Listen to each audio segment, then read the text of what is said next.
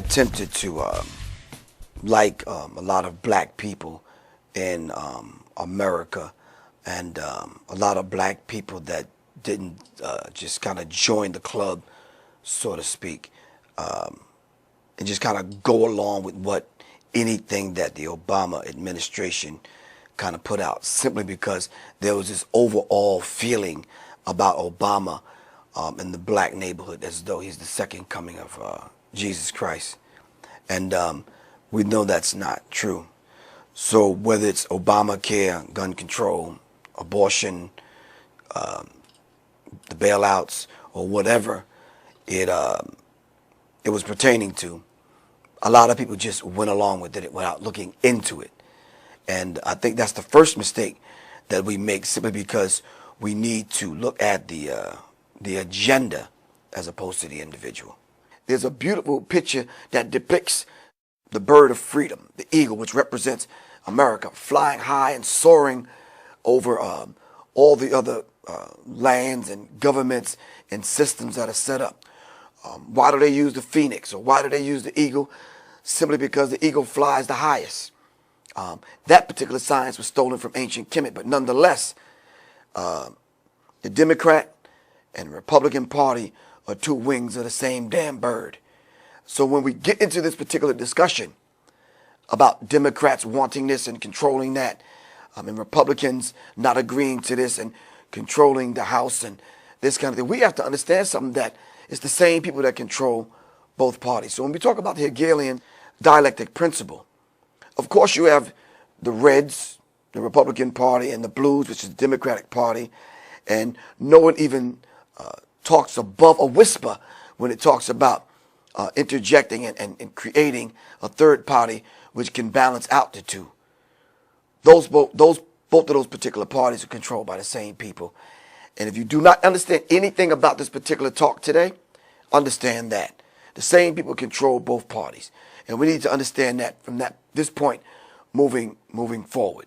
So when you talk about false flags, you're talking about them creating incidents, as we've seen recently in Boston, which we can't expound on, which we've seen in London, which we've seen in New York and other places on the globe, where they want you to think that these particular things are going on so they can push a certain bill, or they can take away certain rights from the people. And I think a lot of times these bills are signed based on hype, hysteria, mass hysteria,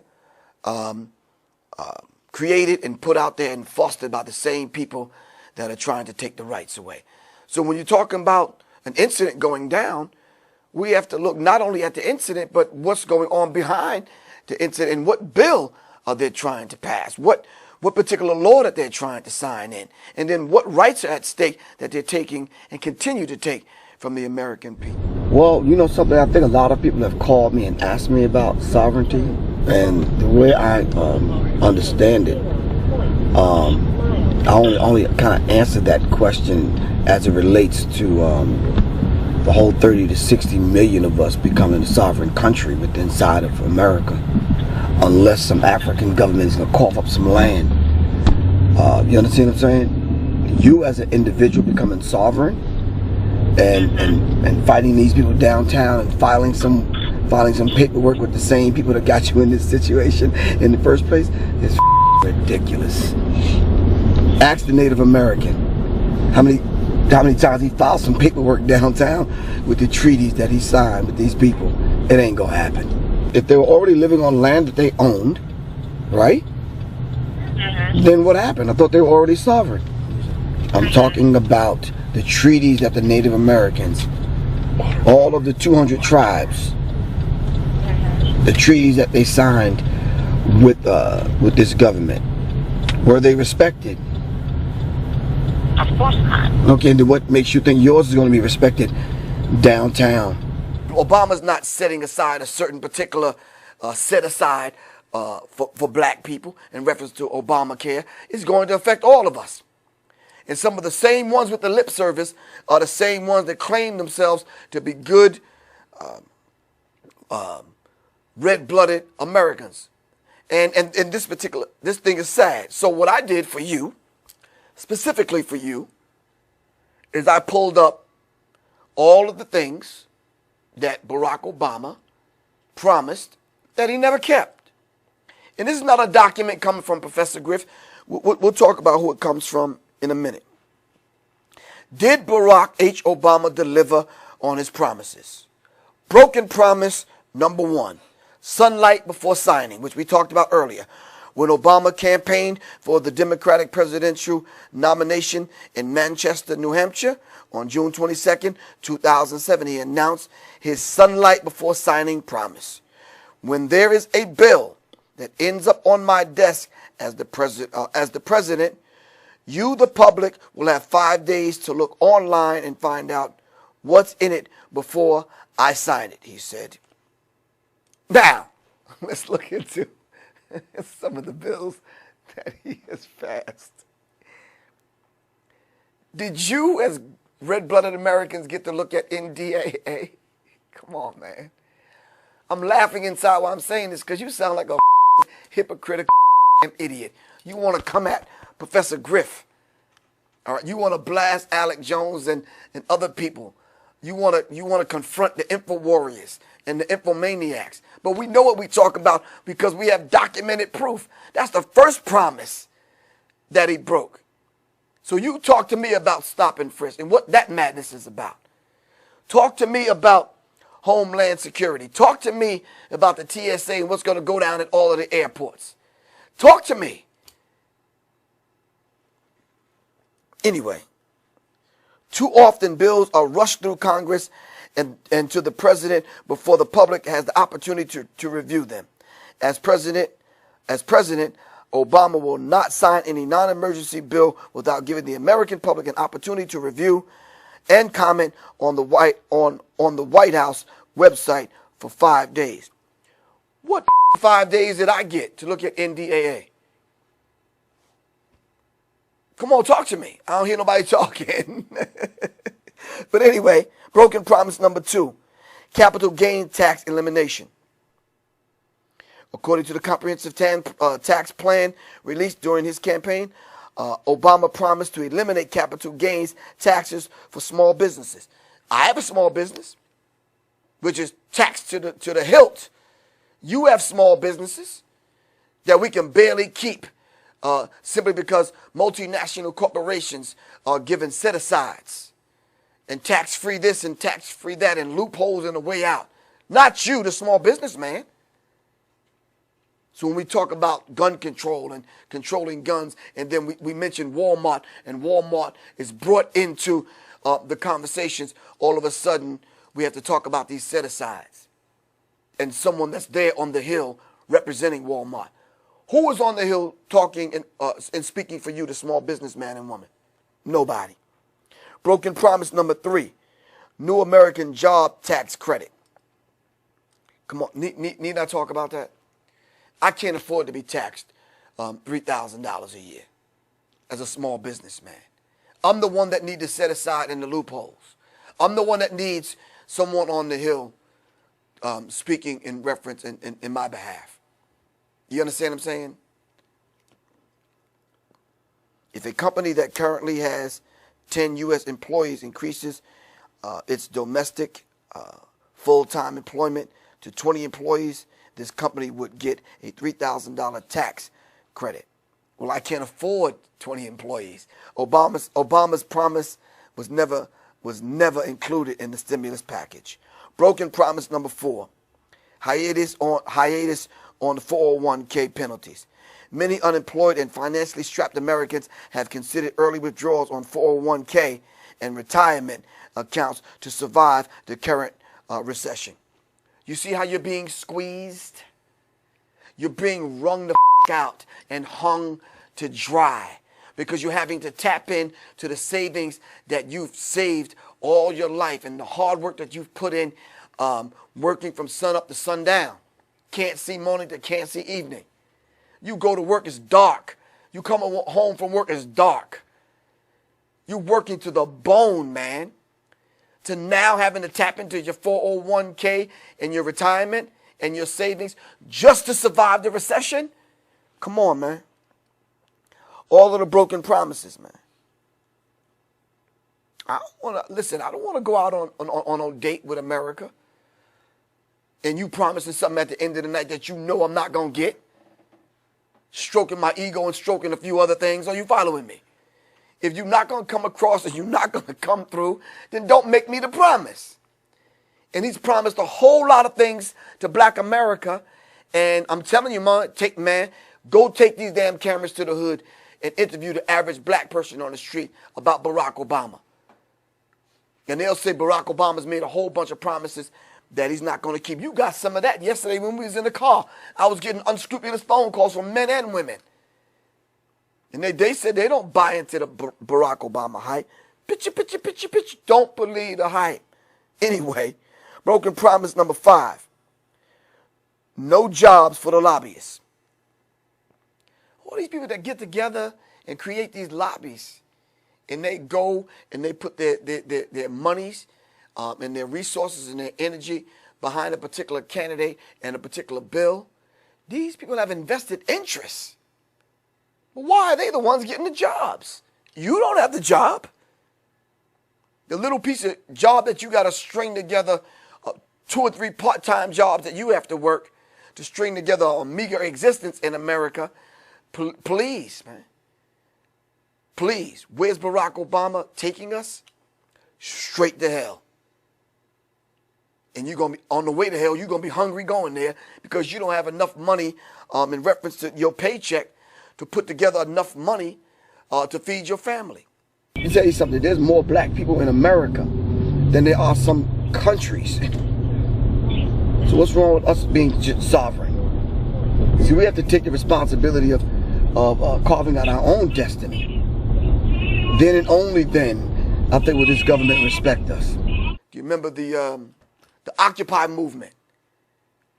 We was preparing food and coming up with a way to put together certain monies so certain businesses can, without naming them, would donate food so we could put together info warriors to go out and infomaniacs to go out to take the food to the Occupy movement. Even though I'm not really 1,000% behind that, you're holding up a placard and you're speaking and yelling at empty buildings, okay, fine. But if that's your way of protest, do your thing. But did I give my efforts behind it to help orchestrate some people to come and take money and get monies and food from businesses that do support you in private, but they can't, do it in public to feed you? Yeah, of course I did. Because I may not be the one on the front line in reference to occupying a certain city, but nonetheless, I applaud your effort. But my point is this. Some of the occupiers were out there hungry. Because they don't have jobs. Hell, occupying 24/7 or an 8-hour shift, they didn't get paid for that. We need to understand this is very, very real. Earmark reform. Hell, we could talk about that all day. Broken promise number 7. Bring troops home in 16 months. What month is this? And they're just now talking about bringing them home. Although we're hearing the little rumbling of bags being packed in Afghanistan, nonetheless, the average Latino brother, Native American, the average black brother, the poor white, I don't see them coming home. No time soon. No time soon. However, in February 27, Obama declared, let me say this as plainly as I can. By August 31, 2010, our combat mission in Iraq will end. Thank you. Precisely. See, silence is golden. You understand what I'm saying? As we close, broken promise number 9, $4,000 college credit. Who got that? Tay, man, and Twan and them that's struggling, begging for money for their parents every month, quarterly. They never got that. $4,000 on a card, a debit card, that will run out at the end of $4,000 to a college student is like heaven. You mean to tell me I get a chance to eat today? A college student would be in heaven, man. Obama pledged to make college affordable for all Americans. Isn't that what Muammar Gaddafi did? Free education, free health care. But we don't even get that under the Obama administration. But you murder and assassinate Muammar Gaddafi, who provided that for every citizen in Libya. Barack Obama pledged to make college affordable for all Americans. When announced his American Opportunity Tax Credit, his campaign promise read, "The universal and fully refundable credit will ensure that the first $4,000 of a college education is completely free for most Americans, and will cover 2/3 of the cost of tuition for the average public college and university, and make community college tuition completely free for most students. Recipients of the credit will be required to conduct 100 hours of community service." Is that a deal, or is that a shakedown? So as long as you put in 100 community hours of community service, all right, and you're a citizen, and we can check you off on the list, and you meet the requirements, then and only then will you get the $4,000 credit. Broken promise, number 10, transparency. Can I close my iPad on that one? Government is not transparent, man. There's so many wicked things going on in the government that, hell, we can't even tell you. And this is the damn documentary film. So I have in front of me a document by Wayne Madsen. And it talks about the manufacturing of a president, the CIA's insertion of Barack H. Obama Jr. into the White House. From that particular document, I started looking behind this particular document at all the president's men. I looked into the birth certificate. I looked into Barack Obama Sr. I looked into his involvement with being maneuvered and controlled by the CIA. We looked into his mom, the bloodline, the lineage. We could talk about all of that. But we want to talk about all of the president's men. And I want to talk about 3 men that I mentioned in my book, The Psychological Covert War on Hip-Hop, The Illuminati's Takeover of Hip-Hop. In the 10th chapter, I talked about Common, who was invited to the White House. I talked about Ludacris, who wrote a song for Barack Obama, who was invited to the White House. I talked about Jay-Z, who signed off on gay marriage and endorsed it, who was invited to the White House. I talked about will.i.am, who wrote a song, Yes We Can, who was invited to the White House. And we all know Yes We Can backwards is Thank You Satan. We could talk about a few other people that was invited to the White House. But why is hip-hop in bed with Barack Obama, who is in bed with the global elite, who is in bed with the banksters, who is in bed with the neocons? We have to understand this particular dynamic. So it runs deep. It affects art and culture, entertainment. Although you just think it's an opportunity to be in the White House because it looks good on your discography, you don't even understand what you're doing and who you are aligning yourself with and what agenda that you're carrying out unknowingly. So when we talk about the Illuminati takeover of hip-hop, and we talk about Jay-Z, and a lot of people say, well, Jay-Z is the Illuminati. Well, no, he's not. He's carrying out the Luciferian demonic agenda of the Illuminati.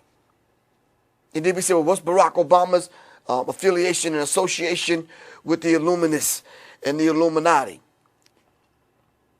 You have to understand something. These same people may control AOL, Yahoo, Google. So we have to look beyond and past a Google search.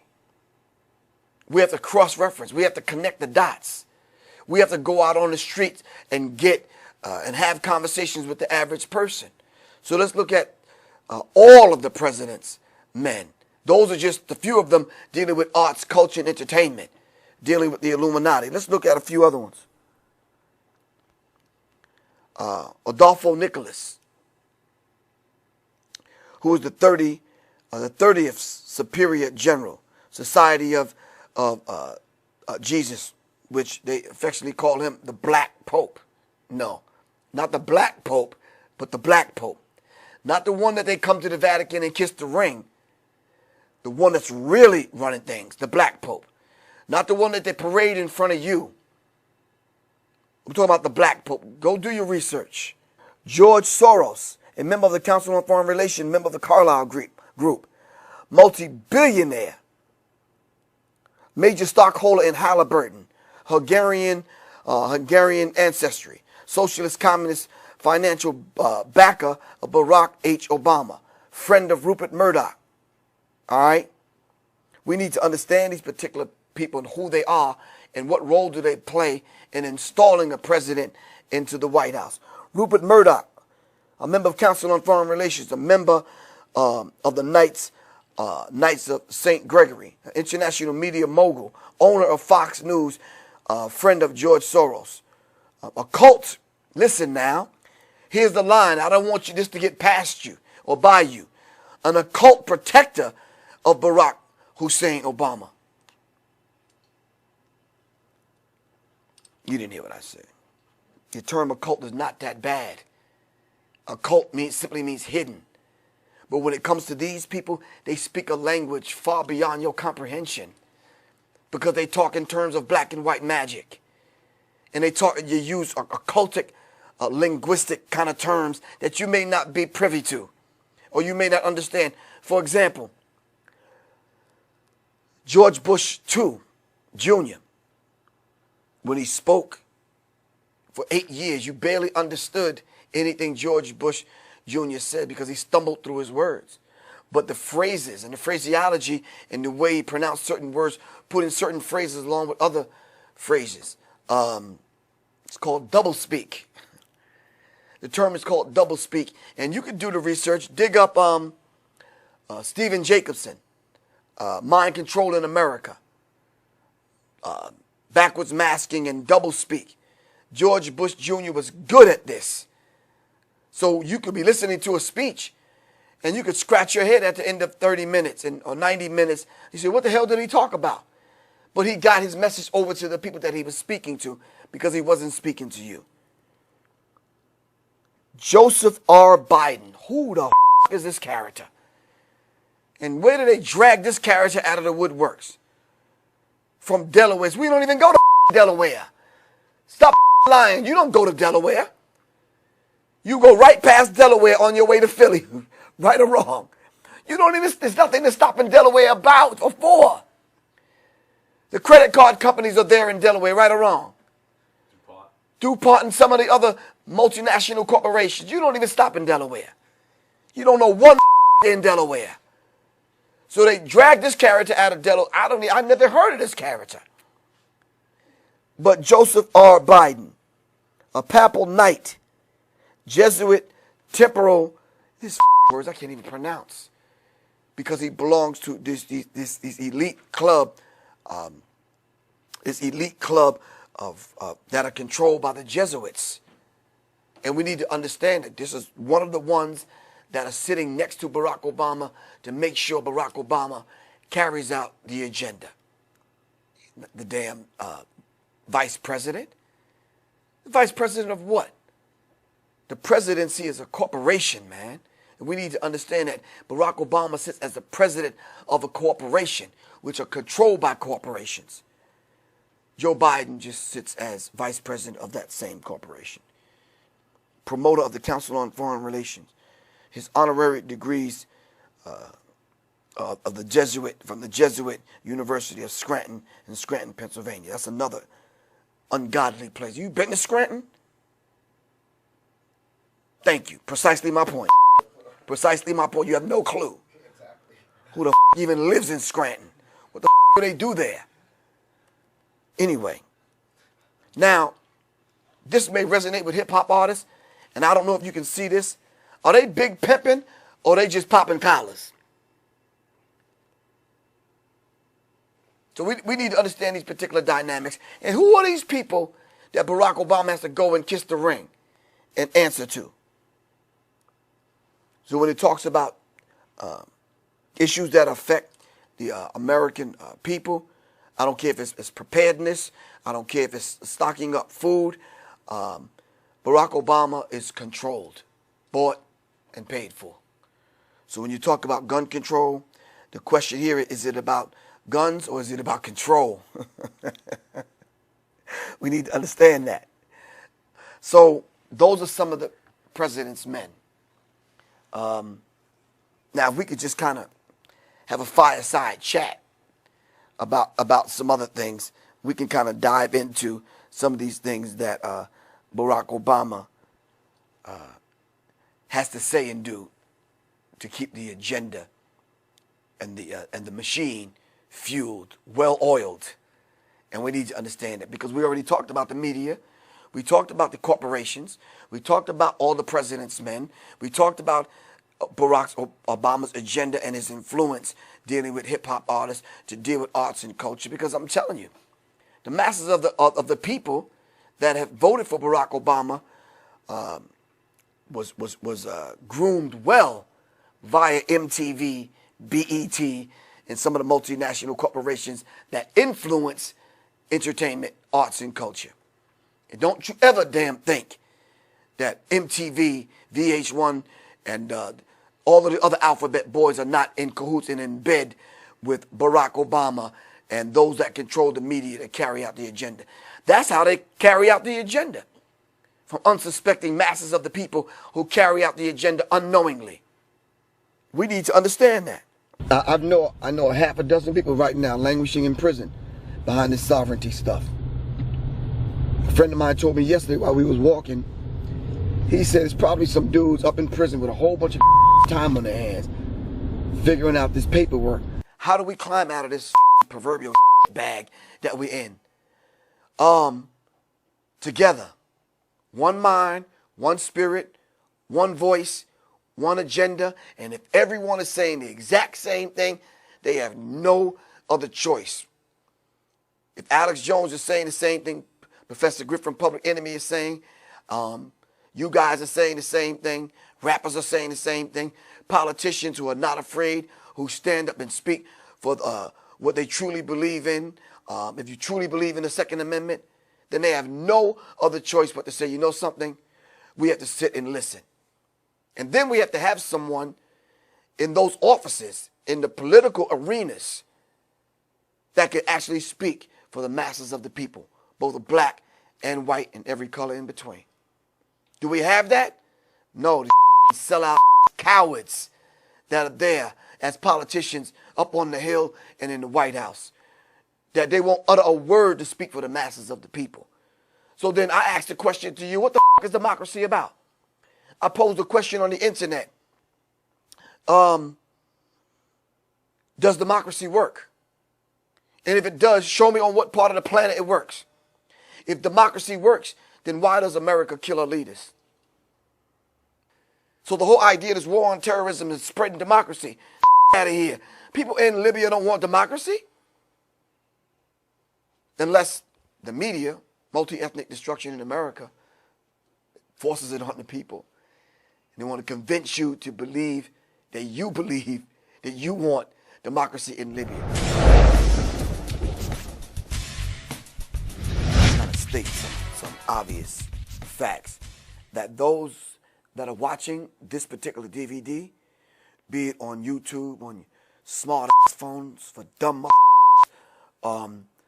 we're going to put it out there and just make it very transparent, very clear, very plain, not to insult your intelligence, very elementary.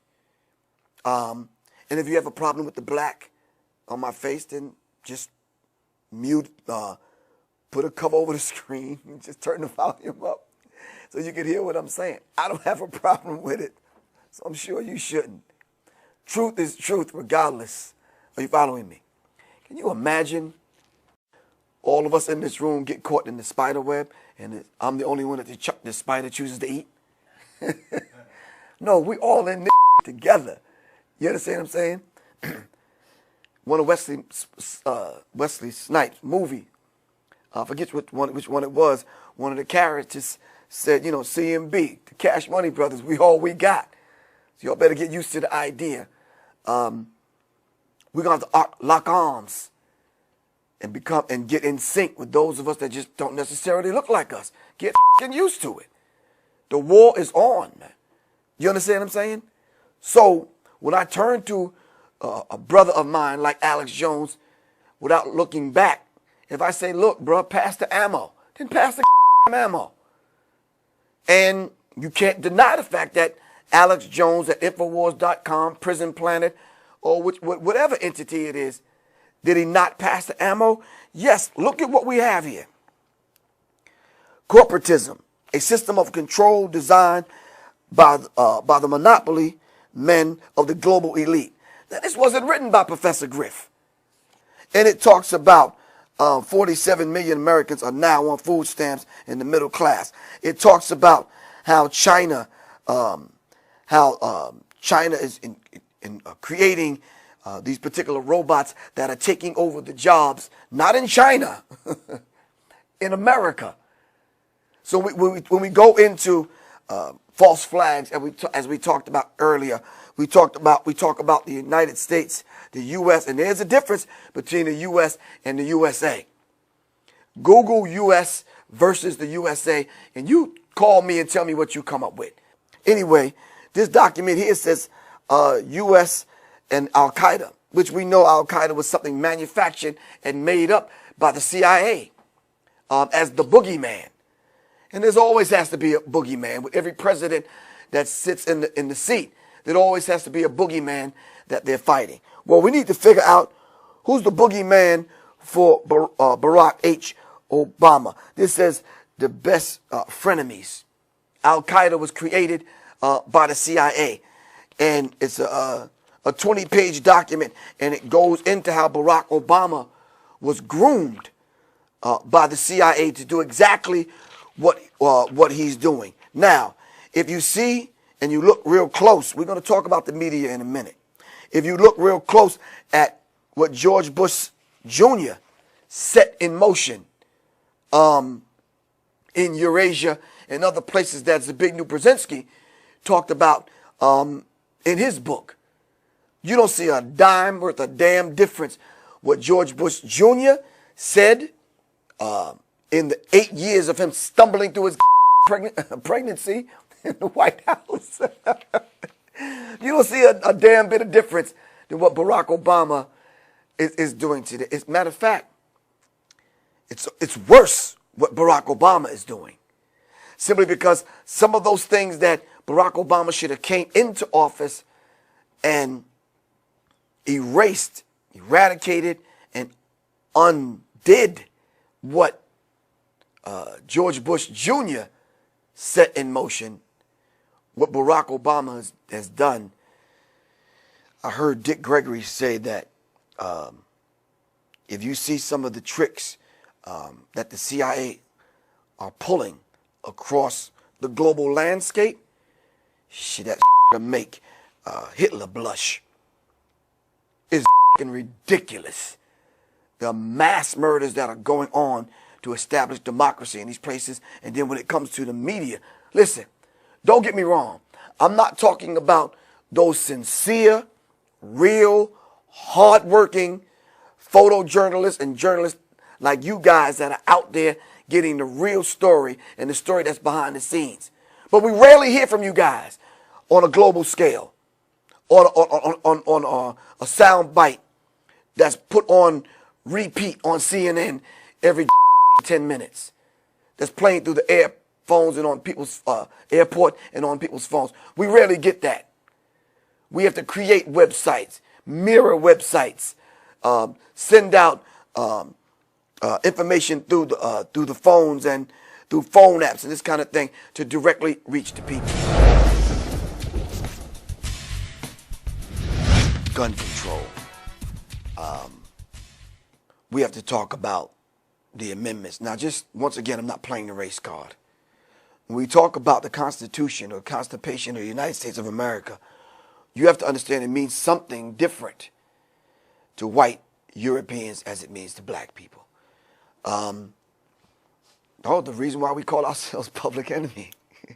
It's the whole idea of black people being written in as 3/5 of a human being. Now, what kind of bullshit is that?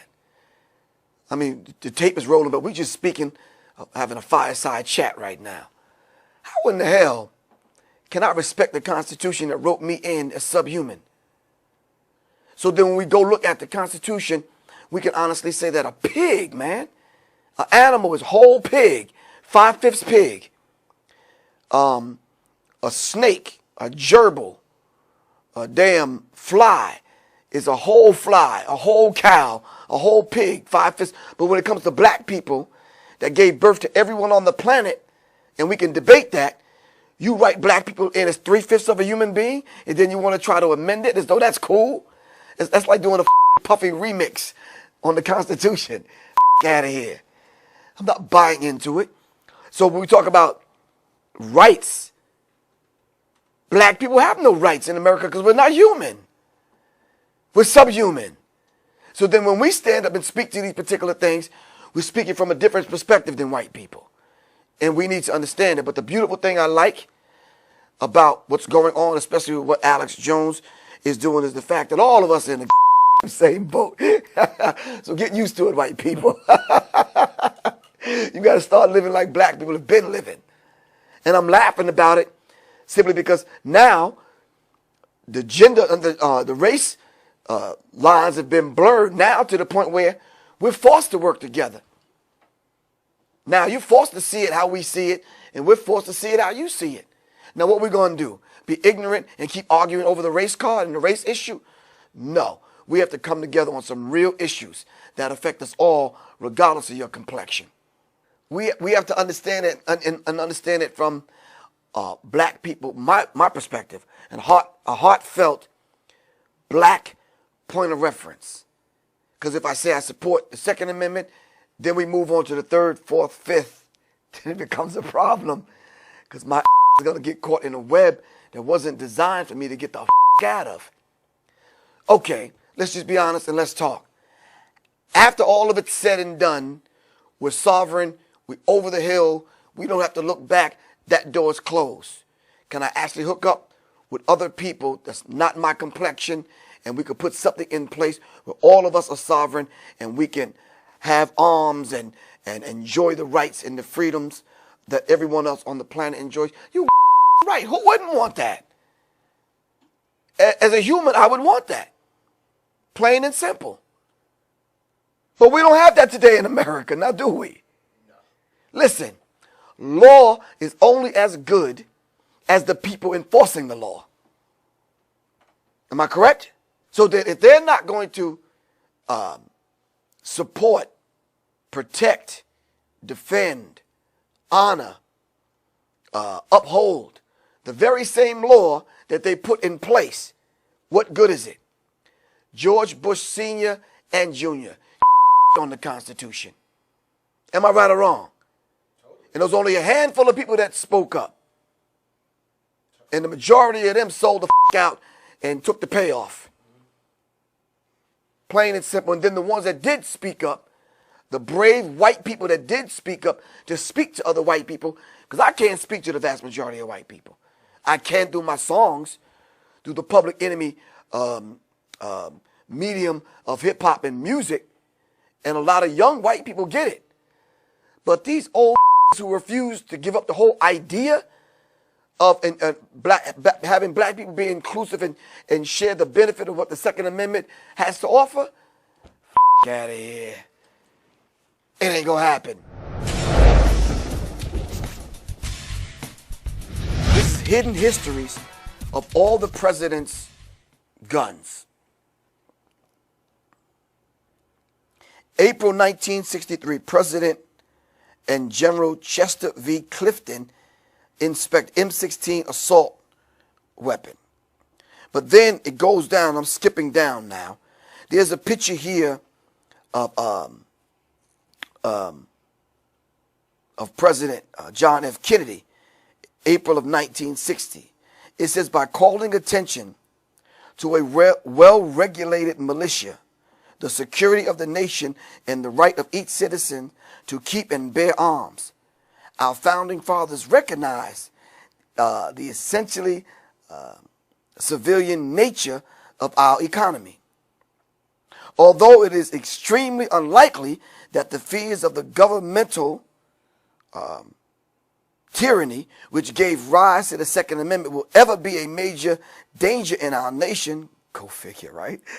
The amendment still remains an important declaration of our basic civilian military relationships in which every citizen must be ready to participate in the defense of his country.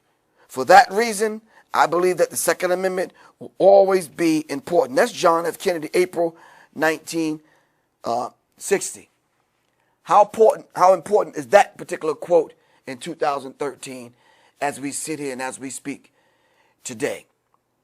Every citizen, wait a minute, that includes all the illegal aliens that you claim are illegal in America, all right? That you at the stroke of a pen, that Barack Obama can make all these people legal? Are you talking about the disenfranchised segments of the black community that who are under this 3-strike law have no rights anymore? Are you talking about convicted felons who have no voice? Who are you talking about that every citizen? Who do you consider a citizen? There's rights being taken away right now as we speak. And according to the particular laws that they're passing, you have no voice because they don't consider you a citizen. We need to understand it. So when you're looking at the hidden histories of all presidents and their guns, just for example, this gold-plated AR-15 presented to President Kennedy by the Colt Firearms back in the day. This is an actual gold-plated, this is a gold-plated gun that was presented to President Kennedy. Down here, there was a gold-plated, from the Colt factory, a gold-plated handgun that was presented to Wilson at the particular time. So you mean to tell me that the gun manufacturers are not in bed with some of these people in the White House? Come on, we can go through a history of people owning guns. Here's Elvis presenting Nixon with a gun. But this is not the important thing. We need to talk about the guns that are on the street, that was put on the street when you go through operations like Operation Garden Plot. When you talk about the CIA covert operation in Black America, just in America, period. We can do a history of CIA covert operations in America. And how many guns are on the street and been put on the street by the government herself. And then we can take account of that. And then we can say to ourselves, okay, well, who the hell put the guns on the street in the first place? So when you talk about the Second Amendment and who actually has rights, let me tell you something. There's people that own guns right now that will never have rights in America. But they're using them every single day. And I swear, and y'all just chime in on this. You mean to tell me we looked at what happened in Boston for the last week? They admitted several times, and I don't know if you guys were listening, but they went door to door, black boots kicking doors in, man. That's what's to come. That's what's happening right now as we speak. They're going to kick your door in like they're going to kick mine in. The people that control the media could probably fit right in this room with snacks, right or wrong. You're talking about gigantic corporations, but you're talking about a handful of people that control everything that we see, everything that we hear, everything that we touch. And I don't care if it's a movie that comes out, a magazine, a trend. They control it all.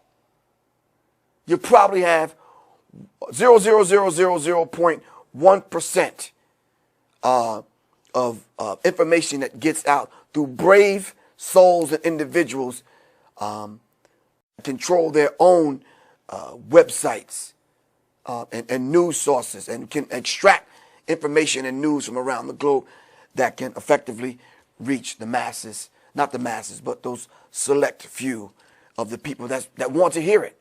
It never reaches the masses. But let's look at it like this here. The information that some of the brave souls that are out there that are reaching the people, it's growing. Look at it like this. We're here. And if it wasn't for the Alex Joneses of the world and the info warriors and the infomaniacs of the world, we wouldn't be sitting in the same room, man. Because we have something way beyond the complexion of our skin. We have like-mindedness, and we're coming together on an agenda that we understand that will not only affect your children's children, but will affect mine. That's what brings me here today to talk about these very critical issues, simply because I cannot, as a man, a responsible man, sit here and say that I'm good, it's cool and fine with me, that, and then I agree and go along with everything that's going on in the government. No, I have to use the Public Enemy platform, but I have to use hip-hop and the platform that I've been allowed to use to raise my voice to speak against these particular ills that will affect not only my children, but yours. Plain and simple. And the sad part about it, I don't even know your children. But we're like-minded, and I feel your pain. But I'm speaking out about it, and so should you. Wherever you're sitting watching this.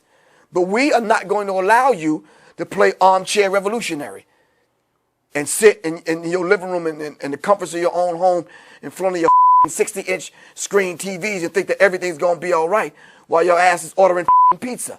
It's not going to be all right until you raise your voice and speak against the madness that's going on in the government. We're doing it. We're putting together the documents. We're putting together the websites and the information. And info warriors are going out spreading the truth, regardless whether it's on the front line, on and off the internet, on and offline, sitting back, pretending like it's somebody else's duty and responsibility to take care of us. We had a conversation yesterday when I was listening to you guys talk about the whole idea of food. And we all know that they're going to use food as a weapon because they're already using food as a weapon.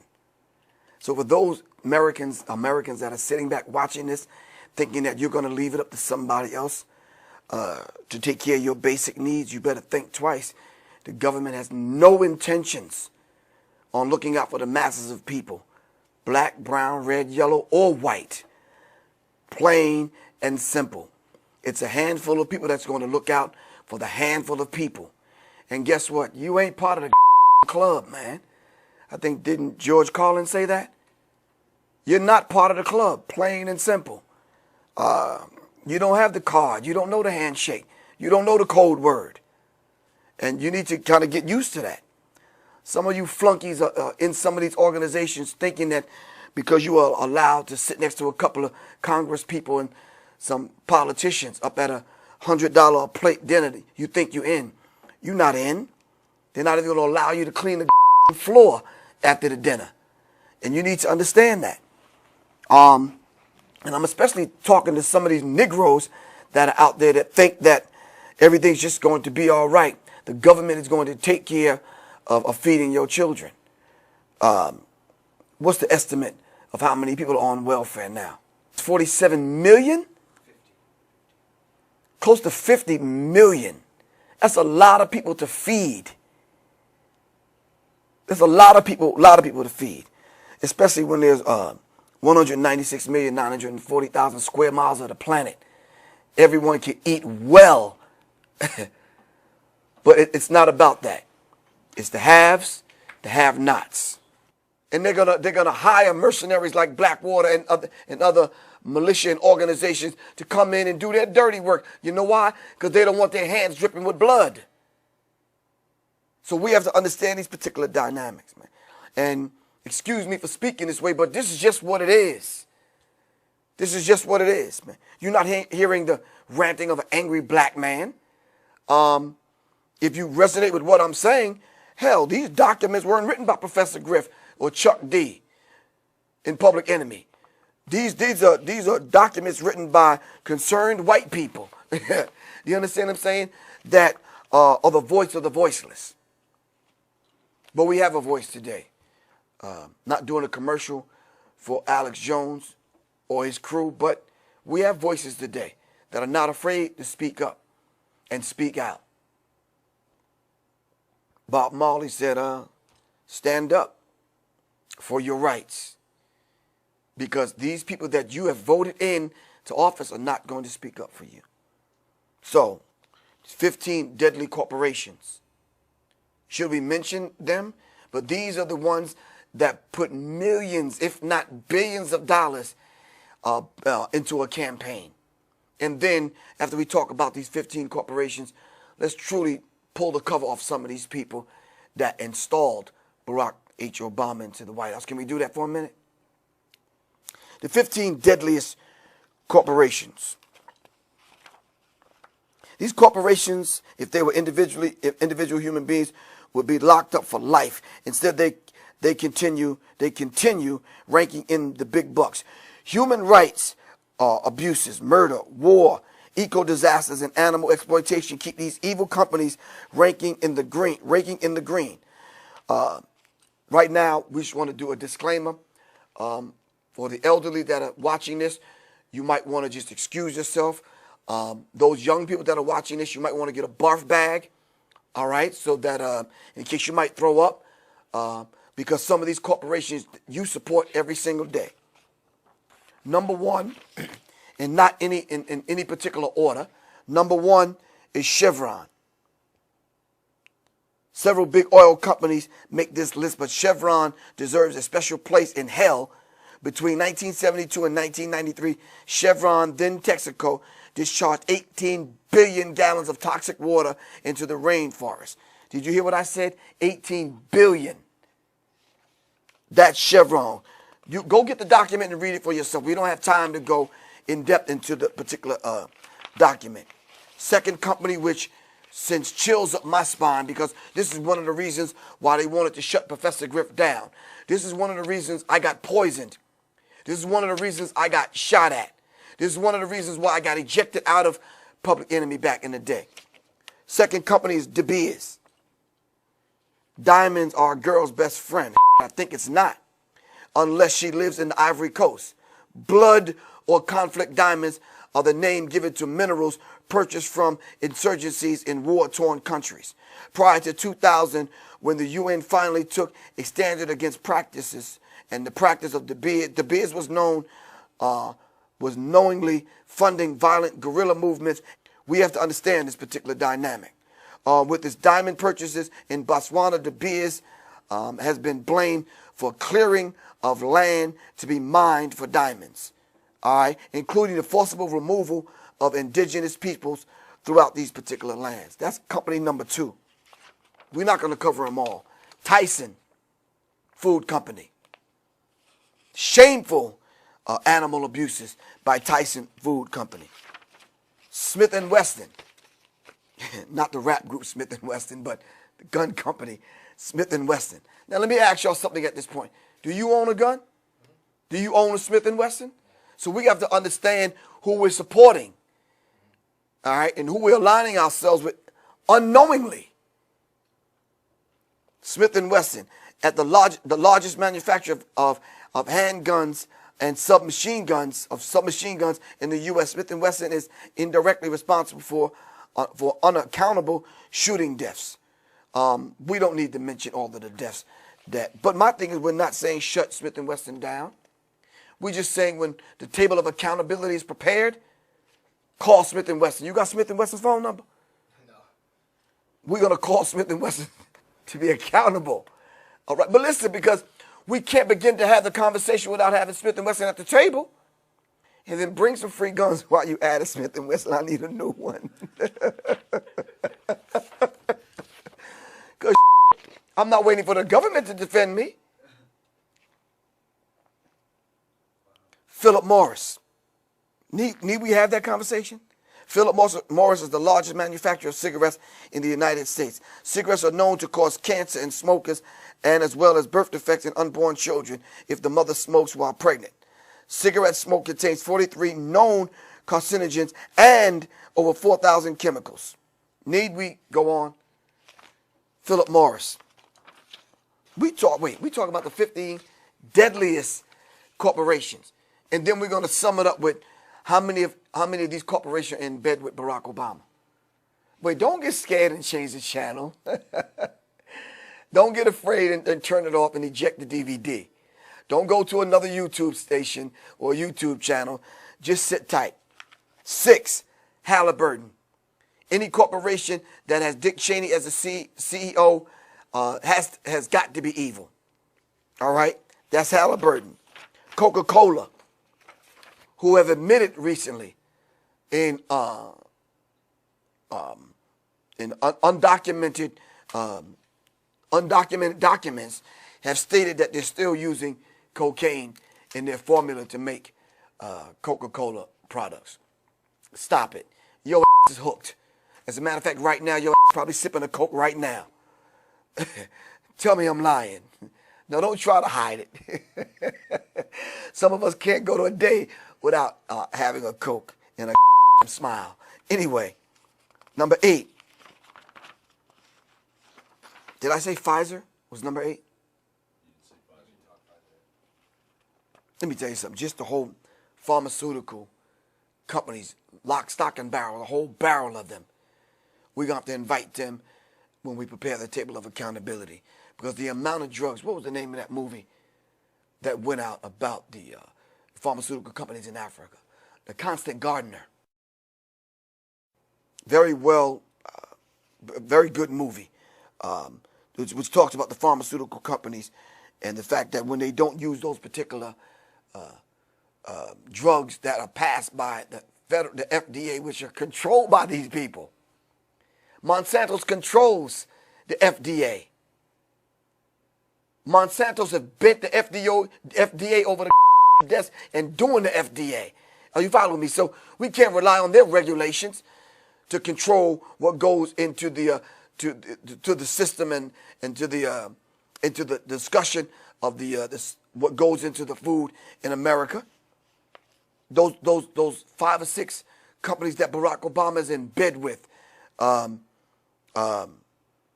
pharmaceutical companies are there at the head of the table. Monsanto's, the World Army, FEMA camps, World Bank, Federal Reserve, those who constructed the Patriot Act, all of them are in bed. 9, ExxonMobil. And as Michael Tessarian and Jordan Maxwell and Alex Jones have pointed out, when you talk about the double X, which is very befitting right now because your has been double crossed. The cross is a Rosicrucian cross. And it's befitting because your has been double crossed right now that we're mentioning ExxonMobil. When you talk about the pipeline that's going to come from Tajikistan and Uzbekistan coming through down into India and other places, you have to recognize the fact that Zbigniew Brzezinski's talked about this. These multinational corporations are laying this pipeline. You have to look at Exxon Mobil. Caterpillar's a company. We won't talk about that right now. Ringling Brothers when it talks about animal abuse. Monsanto's, which was one of my favorites to talk about. As I said a few minutes ago, the FDA is controlled by Monsanto's. When you talk about the Terminator seed and you're talking about using food as a weapon, Monsanto's name has to come up. And we have to call Monsanto's to account for all the abuses. We have to bring them to the table of accountability. Just a few more. This one shocked me because I was a candy bar eating young man when I was growing up. When you talk about Nestle's, and we talk about these companies giving millions and millions of dollars to back not only Barack, but these other candidates, because they want to put together an agenda. All right? They're trying to push an agenda. These next couple may blow your mind. British Petroleum, BP. You know what BP stands for. Not British Petroleum, but Big Pimpin'. The hell can you accidentally dump millions and millions of gallons of oil and throwing off the eco balance of the planet, man. Not just America, but the planet. The people in foreign countries are tasting that oil that was spilled. So BP not only stands for British Petroleum, but big pimping. Definitely British Petroleum is on the list. Last but not least, buckle your seatbelt, Dynacorp. When you're talking about selecting a president of the United States of America, Dynacorp is probably at the head. When you do the research on Dynacorp, hell, man, you might as well go to bed. Dynacorp International. This privatized military company is often hired by the United States government to protect American interests overseas so that the government can claim no responsibility for Dynacorp's action. Now, we need to look at the brutality of Dynacorp International. All right? And we need to hold Dynacorp accountable. And this is critical because I believe it was in the book by, please correct me if I'm wrong, Diary of an Economic Hitman. And it's very critical that who are these companies that go in prior to it hitting the news in America? Who are these companies that go in to destabilize countries and buy off leaders and install leaders and put them in place? Working along with the CIA, Dynacorp International. Welcome to the club, ladies and gentlemen. This is a dirty business, but someone has to tell the story. Let me tell you something. You may not like Alex Jones. You may not like some of the things that Alex Jones puts on prisonplanet.com and infowars.com. You may not like some of the DVDs, Endgame and some of the other DVDs. You may not like some of the information. Hell, you might not even like the way Alex Jones combs his hair. But you got to respect the man for the information that he's putting out. Plain and simple, because it speaks truth to power.